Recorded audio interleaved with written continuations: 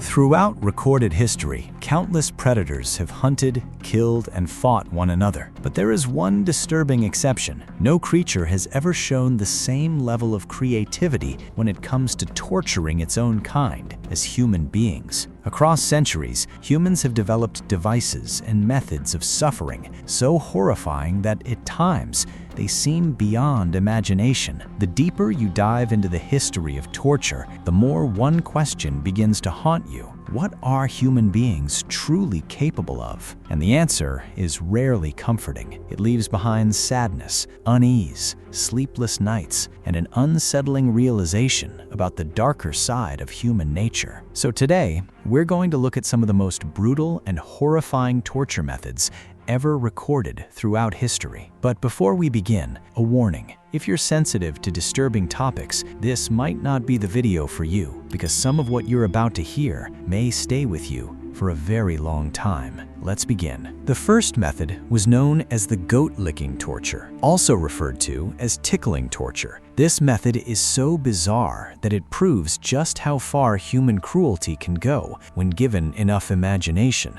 The practice has appeared in legends, folklore, and historical accounts across various cultures around the world. The process was deceptively simple. The victim would be tightly restrained to a wooden table using ropes or chains. Then, their feet, or other particularly sensitive parts of the body, would be covered with salty or sweet substance, such as honey or salt water. After that, a goat would be brought in, and the goat would begin licking. At first, it might sound harmless, but goats have surprisingly rough tongues. As the licking continued for extended periods of time, the skin would become increasingly irritated, scraped, and painfully raw. The sensation would gradually transform into agony, an agony so intense that some victims reportedly wished for death just to escape it. The true purpose of this method wasn't physical injury alone. It was psychological destruction. The victim was forced to endure continuous, unbearable stimulation that eventually overwhelmed the mind itself. The constant sensation could drive a person toward complete emotional collapse and, in extreme cases, severe mental deterioration. The image of goat-licking torture became so infamous that it eventually found its way into literature, films, and television. In fact, one scene in the TV series Game of Thrones featured a threat involving this very method. And perhaps the most disturbing part of all is how ordinary the animal seemed. The goat was chosen for one reason: its rough tongue. The longer it licked, the worse the suffering became. The second method was known as the rack, or, as some called it, the bed of death. This device became one of the most infamous torture instruments ever used. Its entire purpose was to stretch the human body beyond its natural limits, and the consequences were devastating. Dislocated joints, torn muscles, permanent injuries, and often death. The rack consisted of a large rectangular wooden frame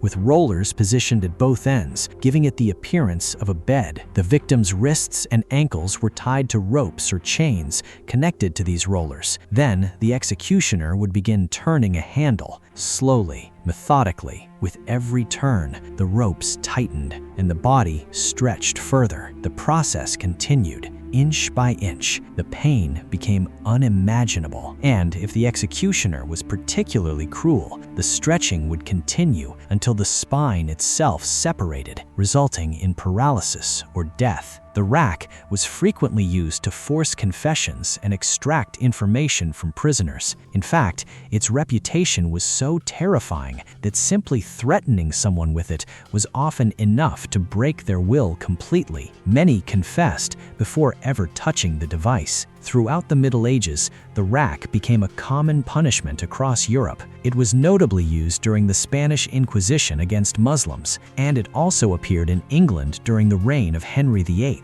The third method was the Iron Maiden. Few torture devices are instantly recognizable or as terrifying as this. Even looking at it can make a person uncomfortable. The Iron Maiden resembled a large human-shaped cabinet or coffin, usually constructed from iron or wood. The front opened on hinges like a door, but inside was the real horror. Large metal spikes. The victim would be placed inside the chamber, then the door would slowly close. As it did, the spikes would pierce the victim's body, and perhaps the most chilling detail was that the placement of these spikes was not random. They were carefully positioned to avoid instantly fatal organs, such as the heart, liver, and stomach. The goal was not a quick death. The goal was prolonged suffering, maximum pain, maximum fear. The Iron Maiden became associated with medieval Europe, particularly during periods linked to inquisitions against Muslims and Jews. It was also reportedly used within the Holy Roman Empire. But the Iron Maiden was more than just a torture device. It was a symbol of terror, a symbol of psychological domination.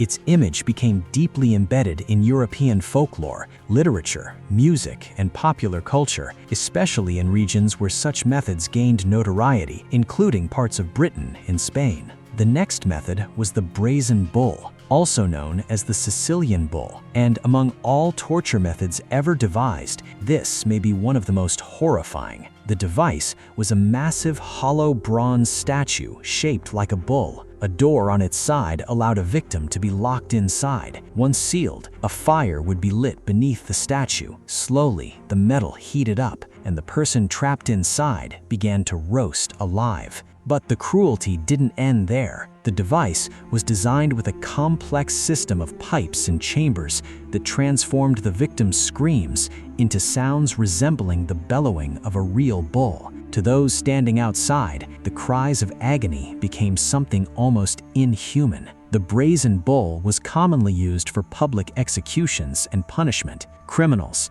traitors, and heretics could all find themselves inside it. The purpose was clear: to make an example of them, to discourage rebellion, to spread fear, and, disturbingly, to entertain spectators and powerful rulers alike. Death usually came through a combination of extreme heat, suffocation, and burning, but it was rarely quick. The suffering was slow and excruciating. According to legend, the brazen bull originated in ancient Greece during the 6th century BC. It was allegedly designed by a bronze craftsman named Perillus. At one point, Perillus presented the invention to Phalaris, the tyrant of the city of Acragas in Sicily. But according to the story, Phalaris was so disgusted by the device's cruelty that he decided to test it on its creator. Perillus himself was placed inside the bull, and after being removed before death, he was reportedly thrown from a cliff and killed. Over time, the brazen bull became one of history's most enduring symbols of cruelty, tyranny, and the terrifying lengths rulers were willing to go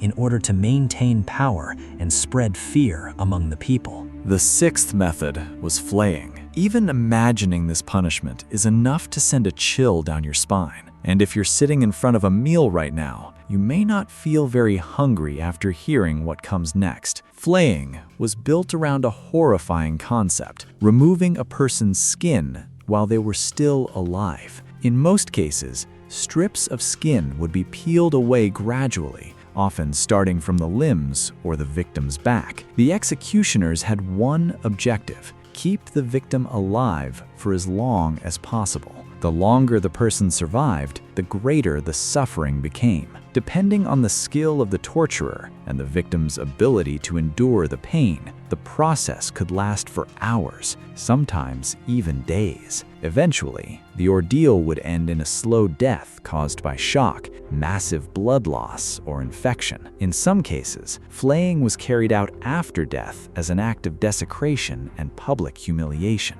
Historically, this punishment was often reserved for those accused of serious crimes, particularly treason against the ruling authority. Among the civilizations most commonly associated with flaying were medieval European societies, the Aztec civilization, and the Persian Empire. The Assyrians became especially infamous for their brutal treatment of enemies. For them, flaying alive served as a powerful tool of intimidation.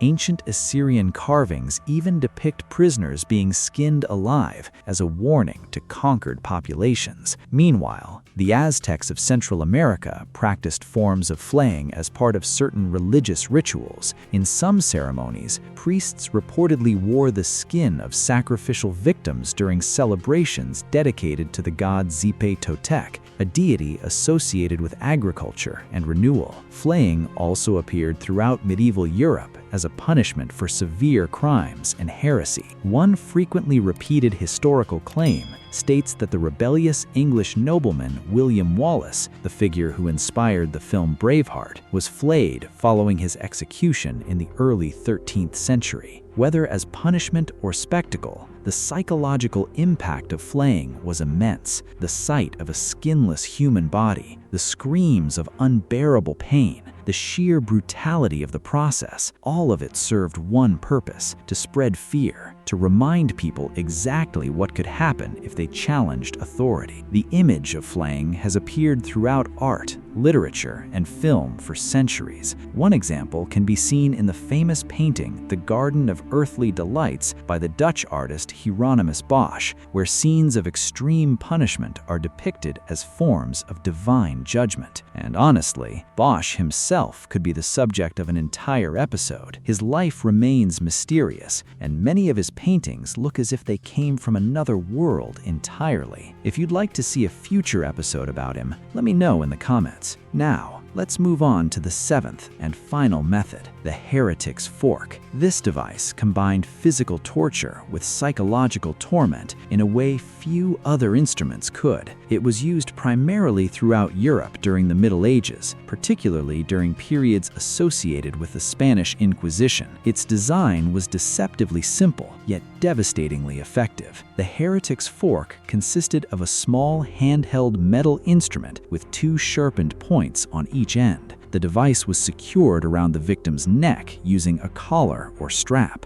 One pair of spikes pressed into the soft flesh beneath the chin, the other pressed against the upper chest. Once locked into place, the victim was forced to keep their head perfectly upright. Any attempt to lower the head, any attempt to speak, any sudden movement would drive the sharpened points deeper into the skin. Victims were often left in this position for hours, sometimes days, without sleep, without comfort, without relief. The pain was constant, the exhaustion overwhelming. The device became a powerful tool for interrogation and punishment. Although it was frequently used to obtain confessions, it was originally designed to punish those accused of heresy, blasphemy, and religious dissent. Its name reflected that purpose, the heretic's fork, a warning to anyone who dared challenge religious authority or political power. Public use of the device carried an additional purpose: humiliation.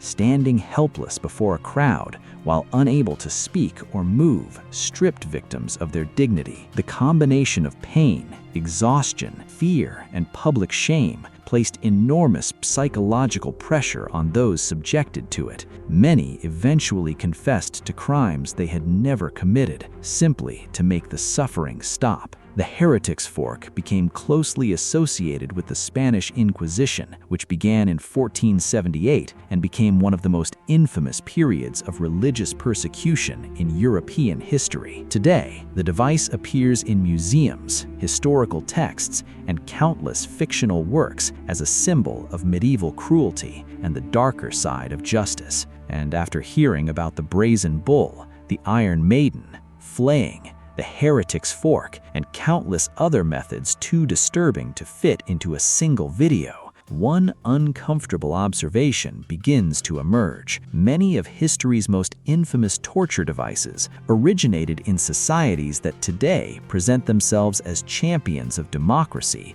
freedom, and human rights. Whatever conclusions people choose to draw from that fact, one thing is undeniable: humanity's capacity for cruelty has never belonged to a single nation, religion, or civilization. It has appeared throughout history in many different forms, and that may be the most disturbing realization of all. And with that, today's video comes to an end. If you enjoyed this episode, make sure to subscribe to the channel. because the next story is going to be a genuine shock. One of those stories that sounds completely impossible until you realize it actually happened. So subscribe, turn on notifications, and I'll see you in the next video.